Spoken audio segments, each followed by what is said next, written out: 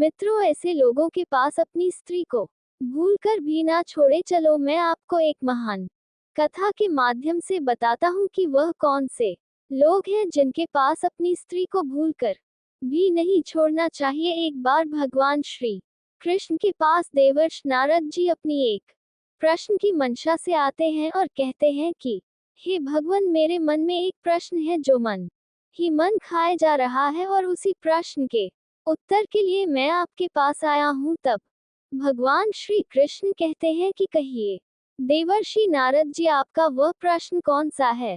तब देवर्षि नारद जी कहते हैं, हे प्रभु, मेरा प्रश्न यह है कि वह कौन से लोग हैं जिनके पास अपनी स्त्री को भूलकर भी नहीं छोड़ना चाहिए। तब भगवान श्री कृष्ण कहते हैं कि हे देवर्षि नारद जी, सच में आपने संपूर्ण जगत के लिए उचित ही प्रश्न किया है। ये प्रश्न प्रत्येक गृहस्थ जीवन जीने वाले मनुष्यों के लिए अत्यंत आवश्यक है, परंतु मैं तुम्हें तुम्हारे प्रश्न का उत्तर इस एक कथा के माध्यम से दूंगा। तब देवर्षि नारद जी बोले, ठीक है प्रभु, कृपया आप उस कथा को कहिए, मैं उस कथा को पूरा अंत तक अवश्य सुनूंगा। तब भगवान श्री कृष्ण कथा को सुनाना आरंभ करते हैं और कहते हैं कि हे देवर्षि नारद जी, प्राचीन काल की बात है।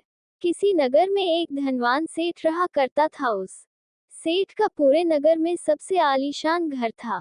सेठ की पत्नी बड़ी ही रूपवान थी। उस नगर में कोई भी स्त्री सेठ की पत्नी जैसी सुंदर नारी और कोई भी नहीं थी। उस सेठ के घर में एक वृक्ष था। उस वृक्ष में एक बूढ़ी चिड़िया अपना घोंसला बनाकर रहती थी। सेठ और सेठ की पत्नी उस चिड़िया का भली भांति ध्यान रखते थे। उस चिड़िया को हर रोज दाना पानी देते थे, साथ ही उस चिड़िया को वे सभी खूब प्यार करते। उस सेठ के घर में कई पुरुष नौकर चाकर वहां काम करते थे और सेठ व्यापार के सिलसिले में कई दिनों के लिए नगर से बाहर रहता था। एक दिन वह बूढ़ी चिड़िया सेठ से कहती है कि हे प्यारे सेठ, आपको अपनी पत्नी को अकेला छोड़कर नहीं जाना चाहिए। अब सेठ कहने लगता है कि चिड़िया, तुम ऐसा क्यों कह रही हो? क्यों मैं अपनी ही पत्नी को अपने घर पर अकेला नहीं छोड़ सकता? तब चिड़िया कहती है कि सेठ जी, यह बात मैं आपको एक कहानी के माध्यम से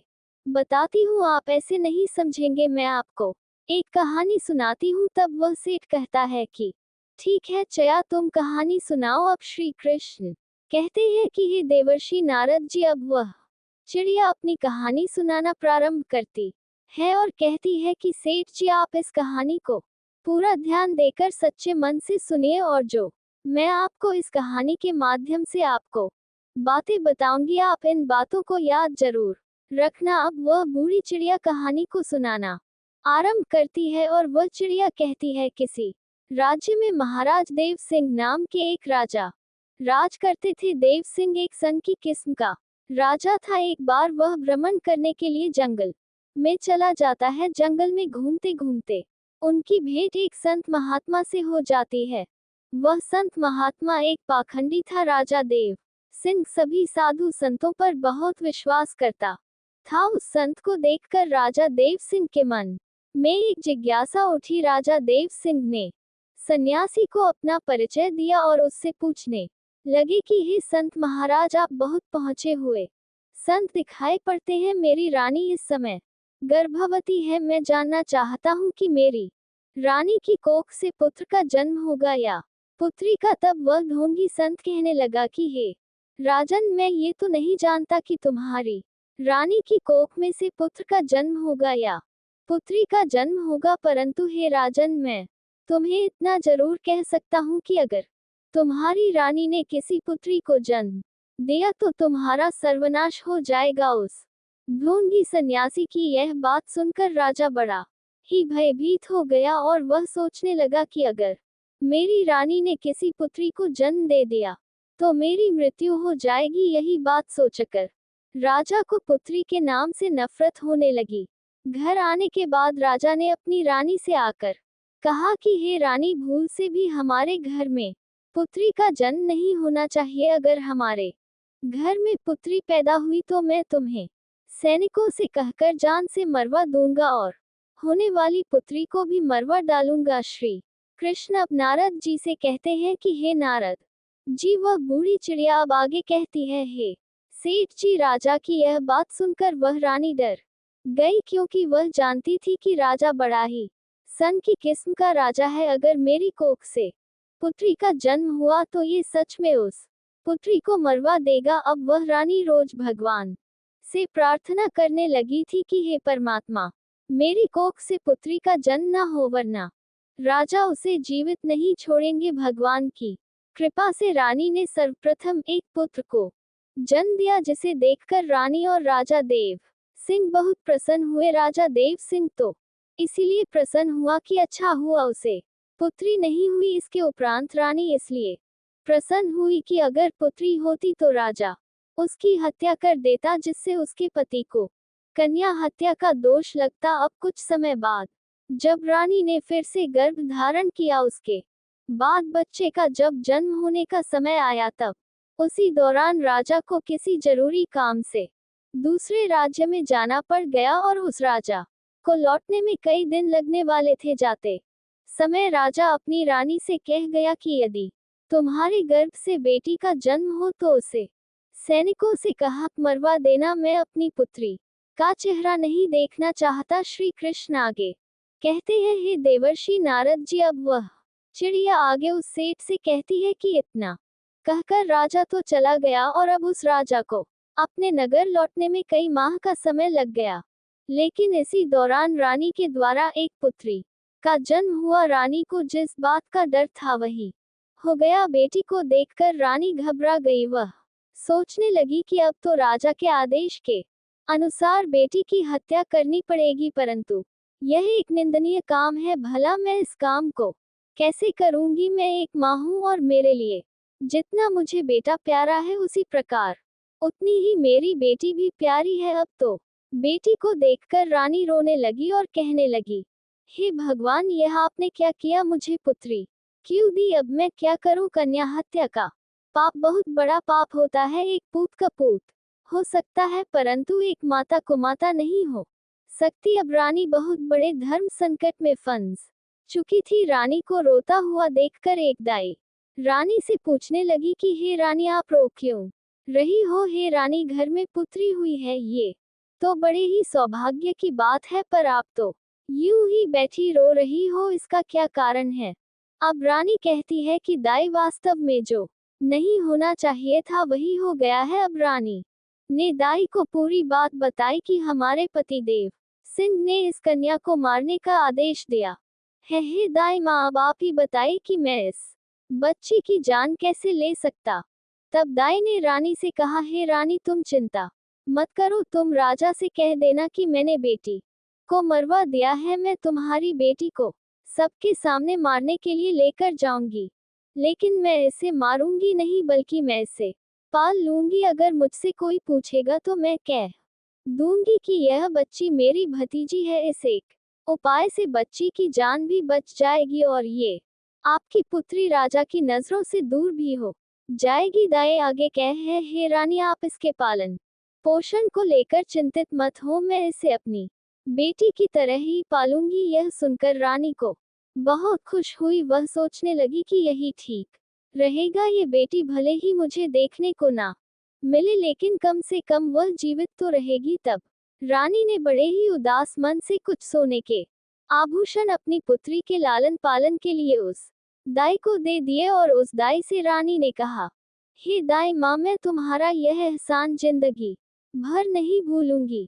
जब कभी भी तुमको धन की जरूरत पड़ेगी तो मैं तुम्हें इससे भी अधिक धन दौलत दूंगी, परंतु मेरी बेटी का ये सच कभी किसी के सामने खुलने मत देना। अब श्री कृष्ण कहते हैं कि हे नारद जी, वह चिड़िया सेठ से आगे कहती है कि दाई को इतना समझाने के बाद में रानी ने अपनी उस बेटी को दाई को सौंप दिया और धीरे धीरे करके पूरे राज्य में और महल में ये खबर उस दाई ने फैला दी कि राजा के आदेश के अनुसार मैंने ले जाकर उस बच्चे को मार दिया और उसे जमीन में दफना दिया है। अब उस बेटी को ले जाने के बाद दाई ने उस बेटी का बहुत अच्छे ढंग से पालन पोषण करना शुरू कर दिया। जब कुछ दिन बीते तो इसके बाद राजा देव सिंह अपने राजमहल में लौट कर आया तो राजा को भी उसे भी यही बात बताई गई कि आपके जाने के बाद रानी ने एक बेटी को जन्म दिया था और उस बेटी को आपके आदेश के अनुसार मारने के बाद जमीन में दफना दिया गया है। अब ये बात सुनकर राजा को बड़ी खुश हुई। इधर दाई उस बच्ची को अपनी भतीजी बताकर पालने लगी और उस बच्ची को जब भी रानी को देखने की इच्छा होती थी तो दाई उसे लेकर राजमहल में चली आती थी। उस बच्ची को देख करके रानी की ममता उमड़ने लगती। रानी चोरी चुपके उस बच्ची से प्यार कर लिया करती थी। अगर कोई पूछ लेता था कि यह बच्ची कौन है तो वह उस लड़की को दाई के भाई की लड़की बताती थी। अपनी पुत्री को देखकर रानी को बड़ा सुकून मिलता था। वह उस दाई को धन वस्त्र आभूषण दे दिया करती थी। इधर रानी के आदेश के अनुसार उस दाई ने बेटी की परवरिश में किसी प्रकार की कोई कमी नहीं होने दी। अब तो धीरे धीरे करके वह बेटी बड़ी होने लगी। धीरे धीरे वह जवान हो गई। उस रानी की पुत्री का पालन पोषण राजमहल में नहीं हुआ था, एक गरीब दाई के घर में हुआ था, पर फिर भी वह एक सुंदर राजकुमारी की तरह दिखाई पड़ती थी। धीरे धीरे वह सुंदर यौवन से संपन्न हो गई। जब वह जवान हुई तो दाई ने उसे राजमहल ले जाना बंद कर दिया। वह पूरे दिन दाई के घर में ही रहा करती थी। श्री कृष्ण कहते हैं, हे नारद जी, वह चिड़िया सेठ से कहती है कि एक दिन राजा देव सिंह अपने नगर का भ्रमण कर रहा था। तब उसकी सवारी उस दाई के घर के सामने से होकर निकली तो वह कन्या अपने घर के सामने की जगह पर स्नान करने के बाद अपने केशों को सूखा रही थी। वह राजा की लड़की रूपवती तो थी ही, उस समय तो वह और भी ज्यादा सुंदर प्रतीत हो रही थी।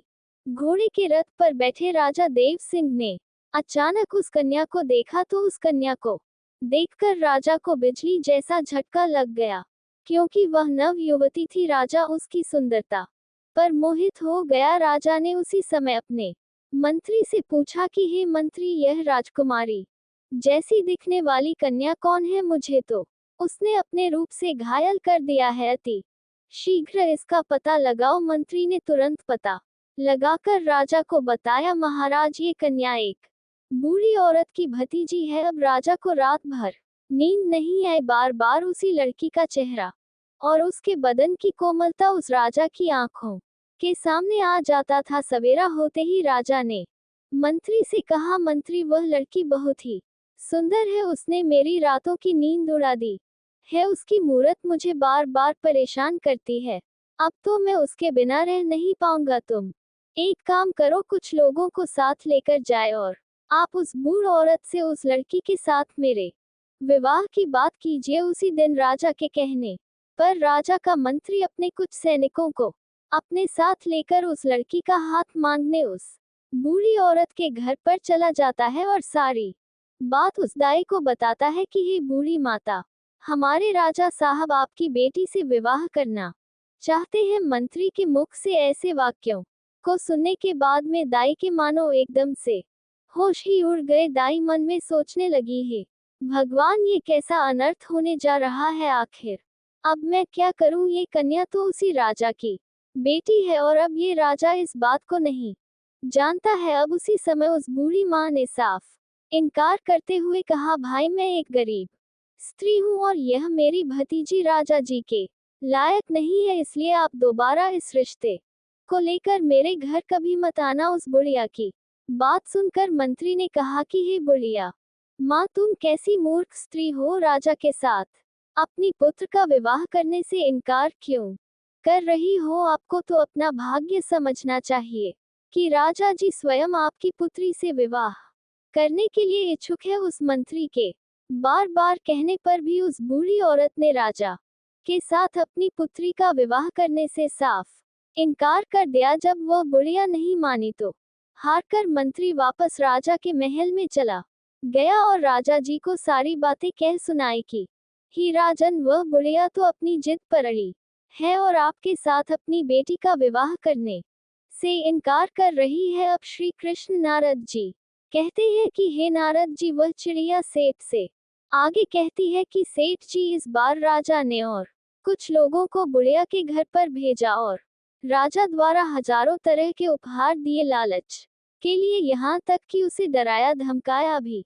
परंतु वह बूढ़ी औरत इस प्रस्ताव के लिए राजी नहीं हुई। बुढ़िया का हट देखकर राजा एकदम गुस्से से भर गया। राजा ने उसी समय तुरंत ही ऐलान कर दिया कि उस बूढ़ी औरत को पकड़कर हमारे दरबार में लेकर जल्द से जल्द उपस्थित करो। तब राजा का आदेश मिलने के बाद मैं राजा के सिपाही तुरंत ही इस बुढ़िया के घर गए और उस बूढ़ी औरत को बंदी बनाकर ले आए। बंदी बनाने के बाद दरबार में लाकर उस बूढ़ी औरत को सैनिकों के द्वारा राजा के कहने पर कई कोड़े मारे गए, जिसे वह बुढ़िया स्त्री बर्दाश्त नहीं कर पा रही थी। कोड़ों की मार पड़ते ही बूढ़ी औरत राजा के सम्मुख एकदम से चीख कर उसने सारी सच्चाई बता दी कि हे महाराज, वह लड़की कोई और नहीं बल्कि आपकी ही सगी बेटी है। आपकी रानी ने मुझे जब उस बेटी को मारने के लिए दिया तो मैंने उस बेटी को मारना ठीक नहीं समझा। मारने की बजाय मैंने उसे अपने घर में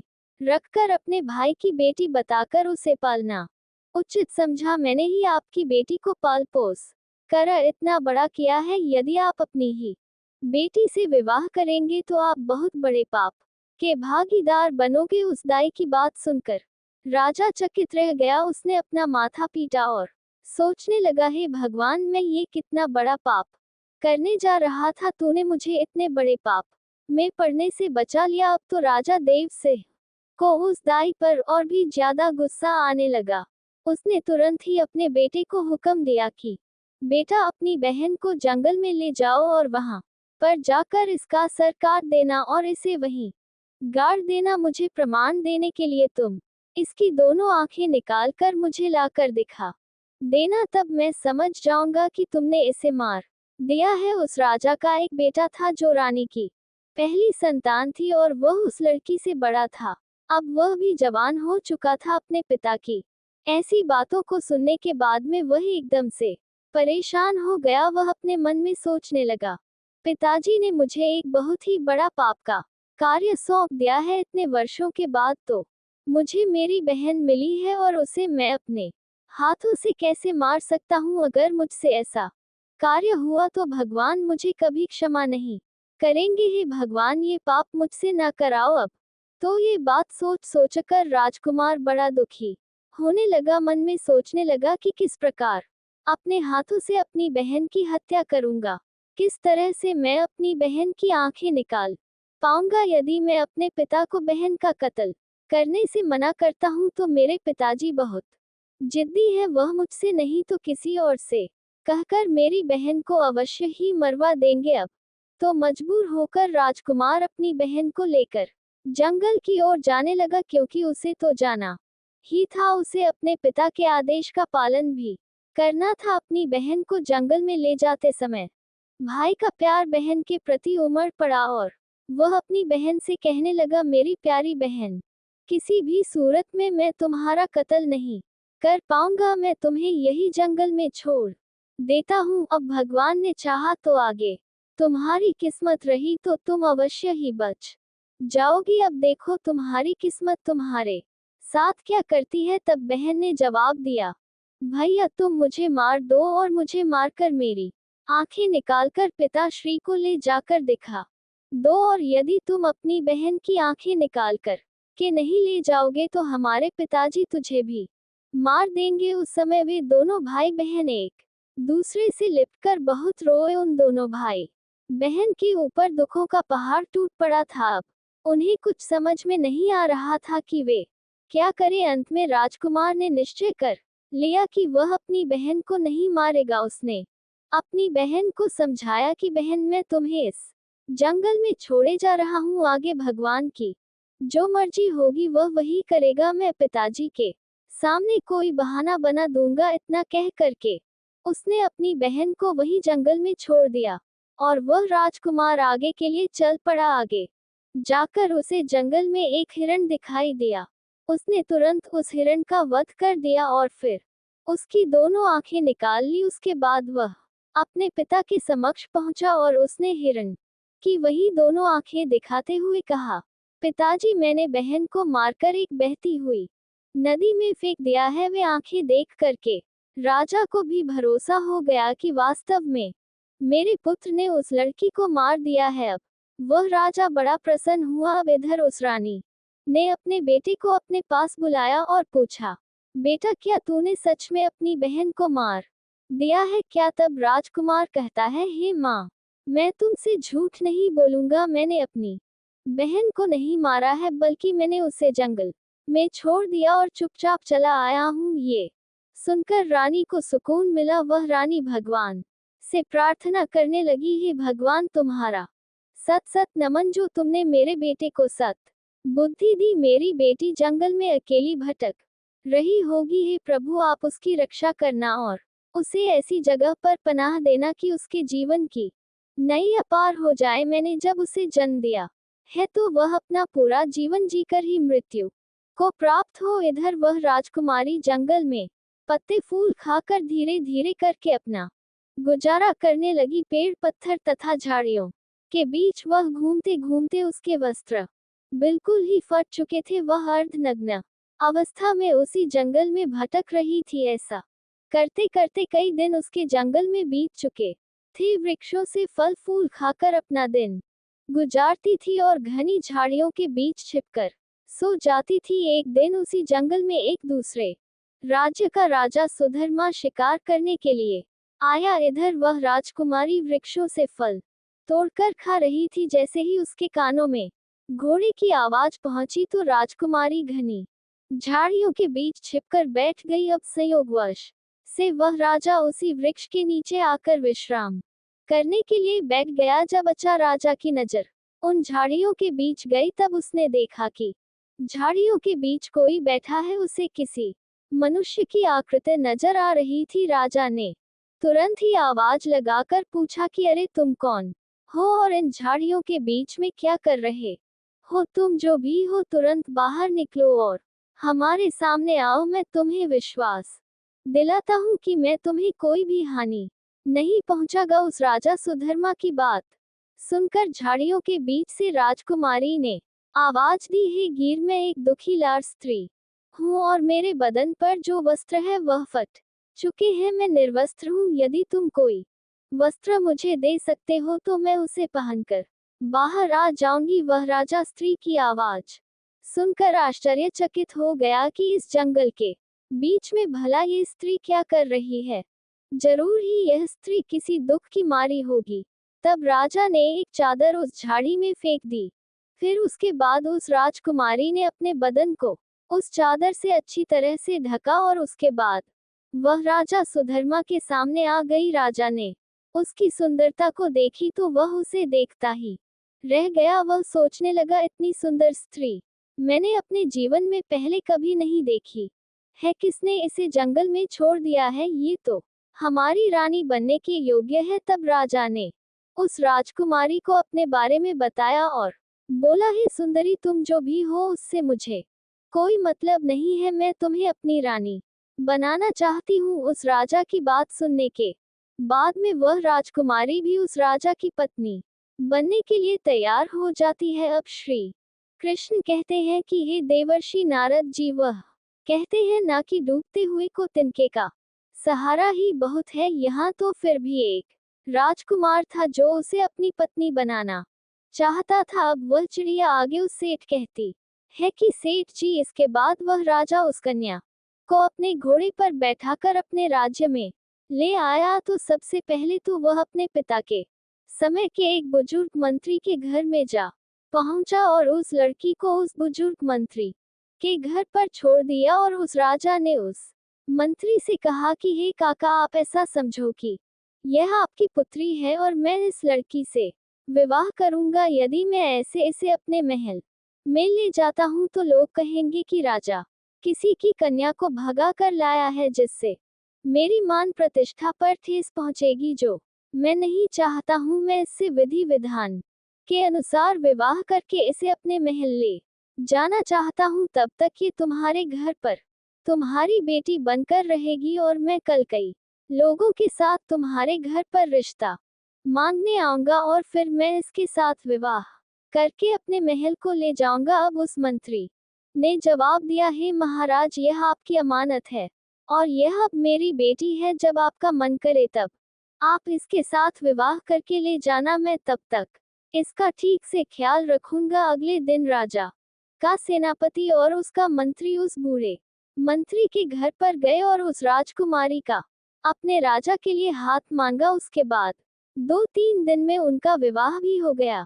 विवाह करने के बाद राजकुमारी राजा सुधर्मा की पत्नी बनकर रहने लगी। अब वे दोनों बहुत ही प्रसन्न थे। राजा एक सुंदर रानी पाकर खुश था और राजकुमारी घर और पति पाकर प्रसन्न थी। राजा सुधर्मा ने शादी के बाद भी अपनी पत्नी से कभी उसका परिचय नहीं पूछा। इसी प्रकार दोनों को एक साथ रहते रहते 2 वर्ष बीत गए। फिर धीरे धीरे वह समय भी आ गया जब रानी ने एक पुत्र को जन्म दिया। अब तो राजा सुधर्मा और भी ज्यादा खुश हो गए।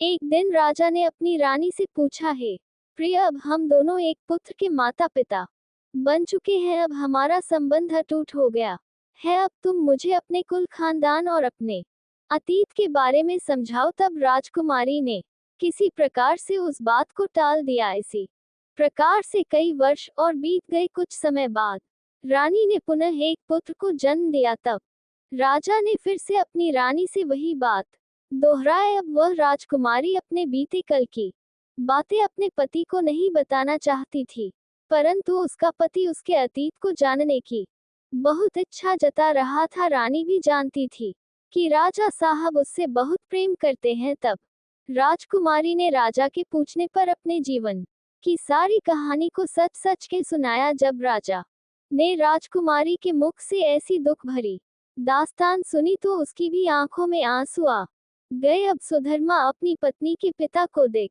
काने लगा। अब वह राजा रानी से बोला कि हे रानी, अगर मैं तुम्हें तुम्हारे पिता से मिलाने ले चलूं तो क्या तुम मेरे साथ चलोगी? तब उस राजकुमारी ने अपने ही पिता से मिलने से इनकार कर दिया। राजा ने जब बहुत अनुनय विनय किया कि तुम्हें एक बार अपने पिता से जरूर मिलना चाहिए, राजा के बार बार निवेदन करने पर रानी अपने पिता से मिलने को तैयार हो गई। उसके बाद अगले दिन राजा सुधर्मा ने राजा देव सिंह के यहाँ जाने का निश्चय किया। उन्होंने रथ सजवाया। जाने की पूरी तैयारी हो गई। तभी राजा के अब राजा पास एक अत्यंत महत्वपूर्ण कार्य आ गया। अब राजा को दूसरे शहर में जाना था। अब राजा ने अपने मंत्री और सेनापति से कह दिया कि तुम सेना की एक टुकड़ी लेकर रानी के साथ चले जाओ, मैं अपना काम खत्म करके वहीं पर आ जाऊंगा। इस प्रकार राजा सुधर्मा ने अपने मंत्री और सैनिकों के साथ में अपनी रानी और दोनों बच्चों को राजा देव सिंह के राज्य को रवाना कर दिया। साथ ही रानी को भली भांति समझा दिया कि अपने पिता के यहाँ जाकर तुम घबराना मत, तुम चिंता मत करना, मैं तुम्हारे पहुंचने से पहले मैं तुम्हारे माता पिता के यहाँ पहुंच जाऊंगा। अब राजा सुधर्मा का मंत्री और सेनापति कुछ सेना को साथ लेकर राजकुमारी के साथ देव सिंह के राज्य की तरफ चल पड़े। राजा सुधर्मा के राज्य से राजा देव सिंह का राज्य काफी दूर था, इसलिए चलते चलते रास्ते में ही उन्हें शाम हो गई। तो एक जगह पर उन्होंने अपने रहने के लिए तंबू लगाकर रात भर वहीं रुकने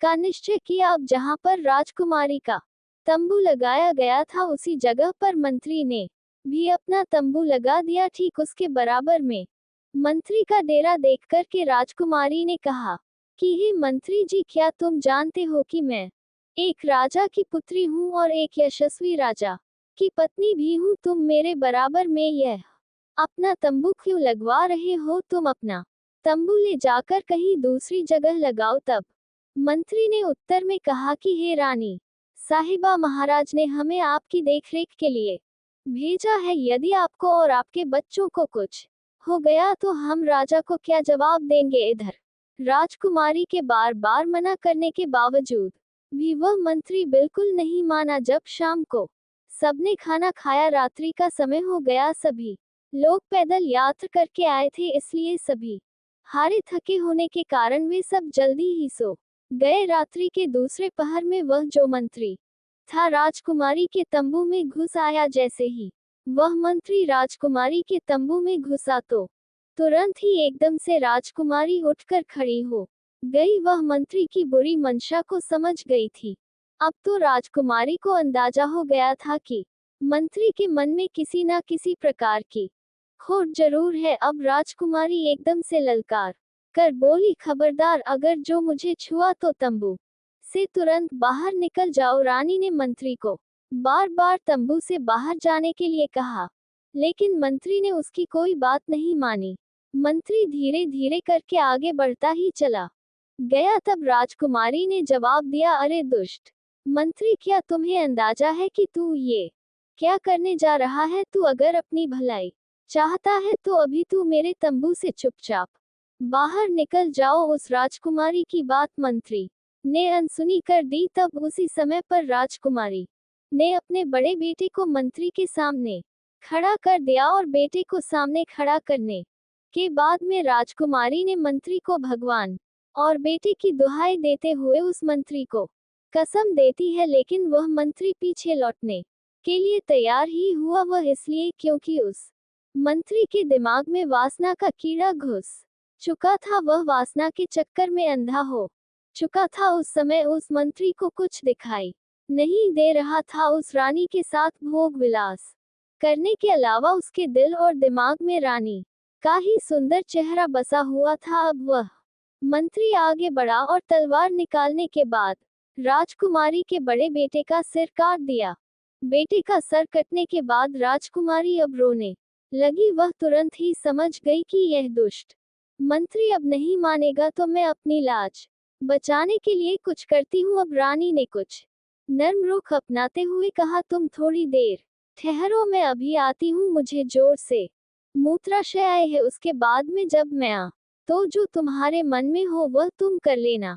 इतना कहने के बाद में रानी उस तंबू से बाहर निकल गई और उस जगह से भागकर जंगल में चली गई। सुबह होने तक वह रानी झाड़ियों में छुपी रही और जब वह सुबह होने पर जब वह लौटकर अपने तंबू में लौटकर आए तो उसने क्या देखा कि उसके बेटे का सिर कटा हुआ पड़ा है। अपने बेटे की लाश देखने के बाद मैं अब तो रानी की हालत और भी ज्यादा उदास हो गई, लेकिन वह कर भी क्या सकती थी, क्योंकि उस मंत्री के सामने वह विवश हो गई थी। रानी अपने बेटे की मृत्यु का गम अपने मन में छुपाए वह उन सब के साथ आगे चल पड़ती है। फिर जब चलते चलते शाम का समय होने पर वह एक जगह पर और रुके। अब तो दूसरी रात के लिए सभी ने अगला डेरा डाला। तो अब राजकुमारी के डेरे के पास में अब उस सेनापति ने अपना डेरा लगाया। तब राजकुमारी ने उस सेनापति को बुलाकर कहा कि हे सेनापति जी, तुम अपने डेरे को यहाँ से दूर हटा करके लगवा दो। तब सेनापति ने उत्तर दिया, हे राजकुमारी जी, राजा जी ने मुझ पर आपका भार सौंपा है, यह मेरी जिम्मेदारी है कि मैं आपकी सुरक्षा करूं। तब राजकुमारी ने उसे भी बार बार मना किया, परंतु वह भी उस मंत्री की तरह नहीं माना। उस सेनापति ने अपने तंबू को रानी के तंबू से दूर नहीं लगाया। अब तो राजकुमारी को फिर से सब कुछ समझ में आ गया था। अब इस चिंता को लेकर वह राजकुमारी पूरी रात सोई। अब जैसे ही आधी रात होती है तभी वह सेनापति अपने दिमाग में वासना का वशीभूत होकर आता है। वह राजकुमारी के तंबू में रात्रि के समय जब वह सेनापति भी भीतर गया तब राजकुमारी ने उस सेनापति को भी ललकार के कहा कि हे सेनापति, क्या तुम जानते नहीं कि मैं कौन हूँ? तुम्हें इस बात को पता होना चाहिए ही।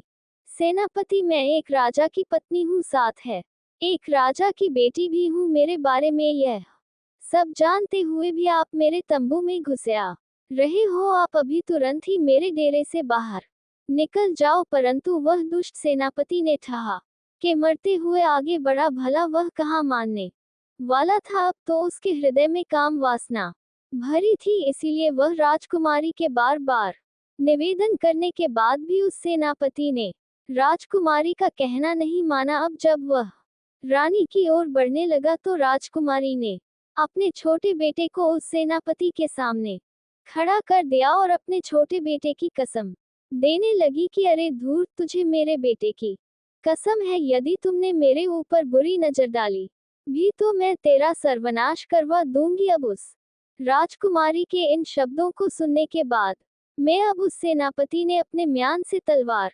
निकाली और उस छोटे से बेटे का सर काट कर कलम कर दिया। इस प्रकार से राजकुमारी के दूसरे बेटे का भी सर कट गया। अब उसी समय पर उस राजकुमारी ने कहा, हे सेनापति, तुम थोड़ी देर रुको, मैं अभी आती। उसके बाद मैं आप जो इच्छा जताओगे मैं आपकी हर एक इच्छा को पूरा करूंगी। अब भगवान श्री कृष्ण नारद जी से कहते हैं कि वह चिड़िया आगे कहती है कि सेठ जी, अब तो राजकुमारी वहां से भाग निकली और भागते भागते वह जंगल में चली गई। अब जब वह रानी थोड़ा आगे गई तो उसे एक गहरी नदी दिखाई दी। अब तो राजकुमारी ने मन में ये दृढ़ निश्चय कर लिया कि अब जब मेरी संतान ही नहीं बची है, मेरे बच्चे नहीं रहे, तो फिर ऐसे में मैं जीकर क्या करूंगी। अब मरने का निश्चय करके वह नदी में कूद गई, परंतु नदी के पानी का बहाव इतना तेज था, जैसे ही रानी उस नदी में कूदी तो पानी का बहाव उसे एकदम खींच ले गया और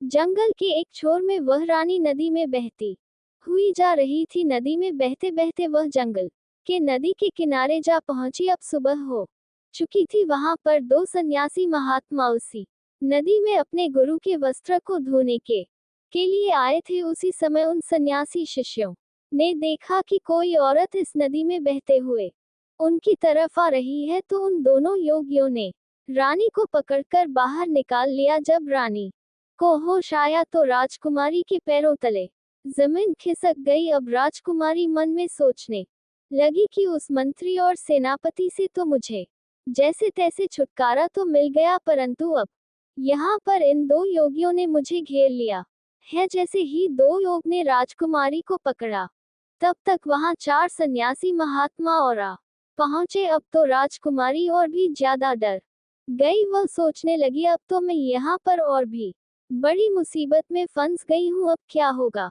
अब वह रानी इतनी सुंदर थी कि जो कोई भी उसे देख लेता था वह पागल हो जाता था। अब तो वह महात्मा आपस में लड़ने लगे, एक दूसरे के साथ धक्का मुक्की करने लगे, एक दूसरे को धक्का देकर आपस में कहने लगे, ये राजकुमारी मेरी है, ये राजकुमारी मेरी है। आखिर अंत में एक संत महात्मा ने ये सोचा कि ऐसे तो हम 6 लोगों में कोई फैसला नहीं हो पाएगा।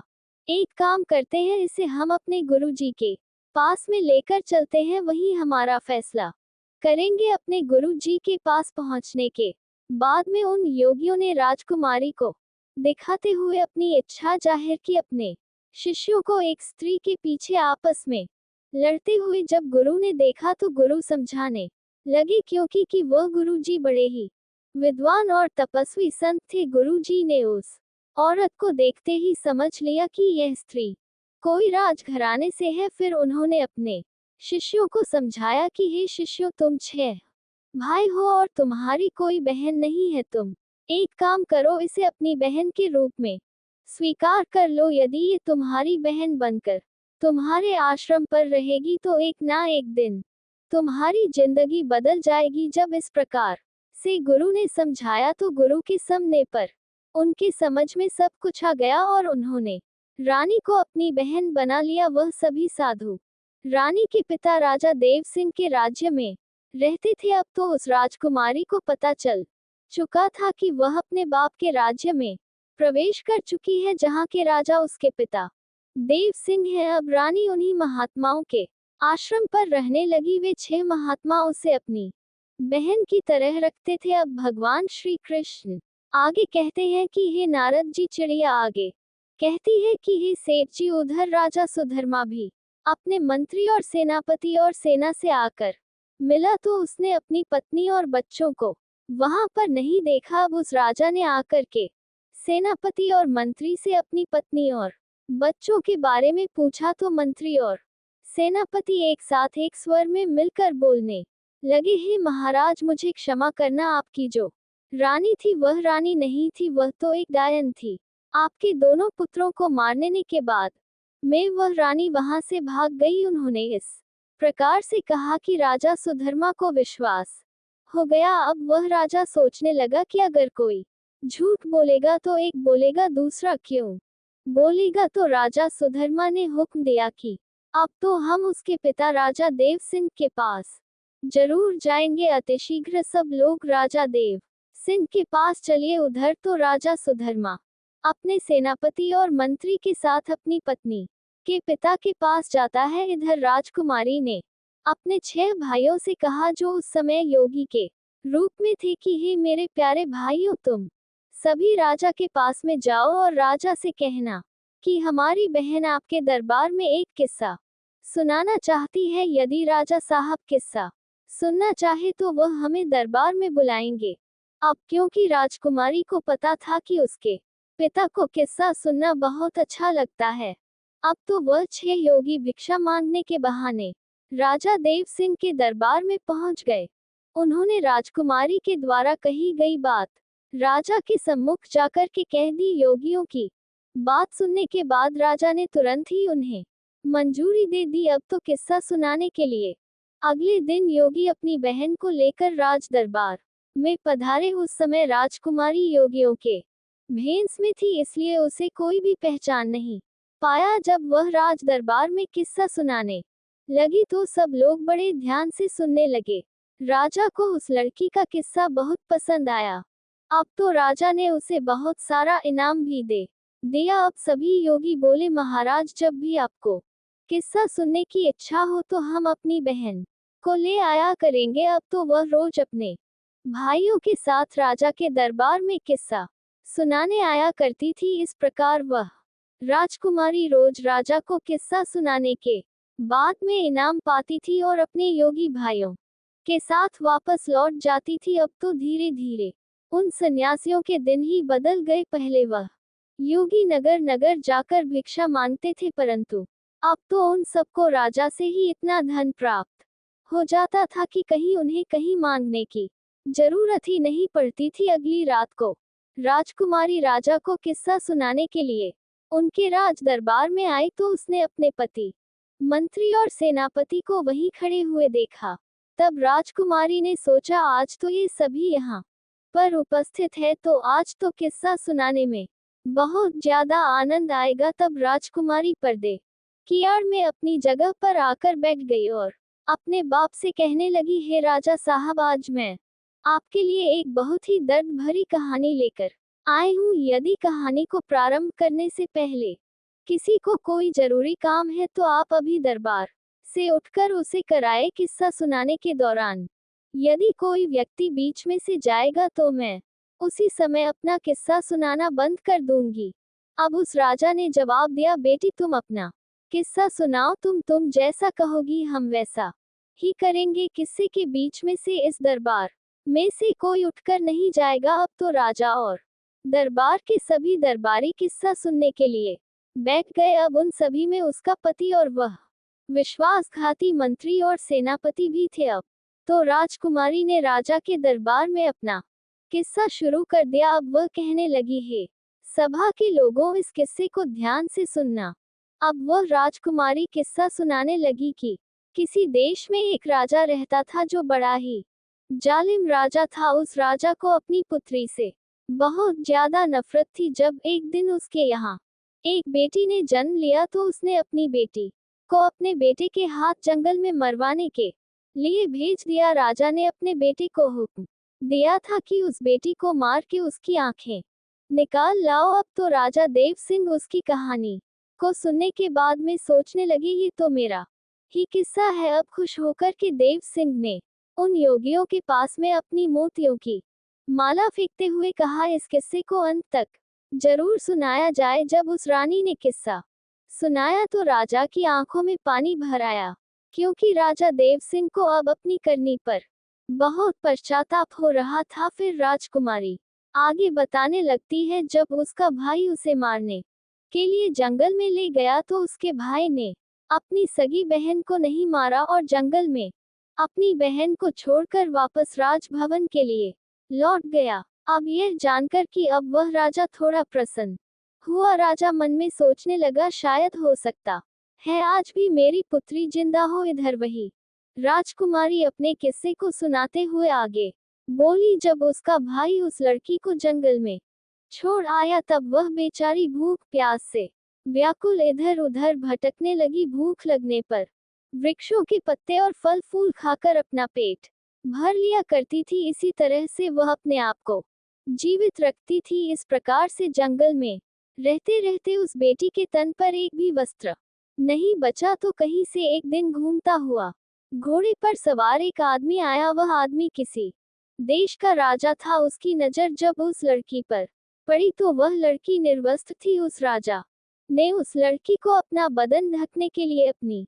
चादर दे दी और वहां से उसे अपना समझकर अपने नगर बुला ले गया और बिना कुछ जाने राजा ने उस लड़की से विवाह कर लिया। रानी ऐसा किस्सा सुना रही थी। किस्से के बीच में अपनी कहानी को सुनकर राजा सुधर्मा समझ गया कि यह तो उसका ही किस्सा है। उसने भी खुश होकर के एक मोतियों की माला उन योगियों के पास फेंक दी और बोला, ये किस्सा जारी रखा जाए और यह किस्सा अंत तक होना चाहिए। तब आगे राजकुमारी कहने लगी, अब तो वह लड़की किसी राजा की रानी बन चुकी थी, परंतु राजा की रानी बनने के बाद में उस लड़की की कोख से 2 पुत्रों ने जन्म लिया। एक दिन उसके पति ने अपनी पत्नी से उसके जीवन की पूरी घटना पूछी कि तुम कौन हो और उस जंगल में निर्वस्त्र क्यों भटक रही थी। अब उस लड़की ने अपने बाप की करतूतें अपने पति को बताई।